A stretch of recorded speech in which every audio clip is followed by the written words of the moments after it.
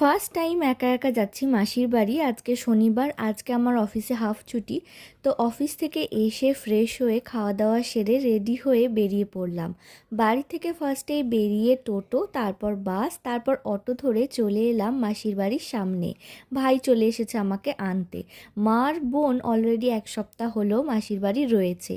কাল মানে রবিবার ওরা বাড়ি ফিরবে, তাই আমি ভাবলাম একদিন আগে চলে আসি, মার বোনেদের সাথে একসাথে ফিরবো।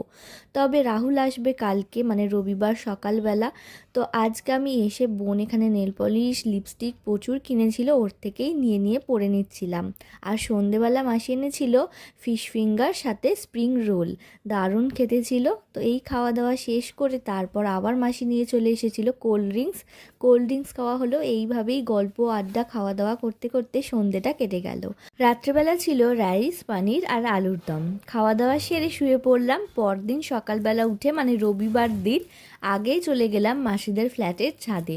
চারিদিকে বেশ গাছপালা রয়েছে, আমার তো খুব ভাল লাগে। আমাদের বাড়ির চারদিকে তেমন একটা গাছপালা তো দেখা যায় না। আর কলকাতায় মাসির বাড়ি আসতে কিন্তু আমার ছোটো থেকেই খুবই ভালো লাগে। মাসির বাড়ি আসার নাম শুনলে আমি এক পায়ে রেডি, কিন্তু যাওয়ার দিন খুবই মন খারাপ লাগে। তো নিচে চলে এলাম, এসে ঠাকুর ঘরে দেখছিলাম কি সুন্দর সবে পুজো হয়েছে, সাজানো গোছানো। তো তারপর চলে গেলাম টিফিন করার জন্য। মাসি এখানে নিয়ে এসেছিল কচুরি আর তার সাথে ওই ঘুগনি তরকারি, সাথে ছিল মিষ্টি। টিফিন খাওয়ার পর আমি একটুখানি ঘুমিয়ে পড়েছিলাম, আর সেটাও কিন্তু আমার বোন ভিডিও তুলে রেখেছে। তারপর আমি চলে গেছিলাম মাসিদের রান্নাঘরে, মাংসটা ম্যারিনেশন করছিলাম। আজকে দুপুরের মাংসটা আমি রান্না করব বললাম, আর বাকি রান্নাগুলো মাসি করবে। তো আজকে দুপুরের মেনুতে ছিল চিংড়ি মাছের ঝাল, ভাজা, ডাল, মাংস, আমের চাটনি, স্যালাড। দুপুরে খাওয়া দাওয়া সেরে একটুখানি ঘুমিয়ে পড়েছিলাম। সন্ধ্যের দিকে দাদা ভাই আর বৌদি ভাই এসেছিল, সবাই মিলে খুবই গল্প আড্ডা এইসব করতে করতে খাওয়া দাওয়াও হচ্ছিল। Chicken internet, Thums Up, chips এইসব খাওয়া দাওয়া সেরে 7:30 নাগাদ করে আমি, মানি আর বৌদি ভাই চলে এলাম এই দোকানটায়। নিজের পছন্দ মতন কিছু স্বাদের জিনিস কিনে নিলাম।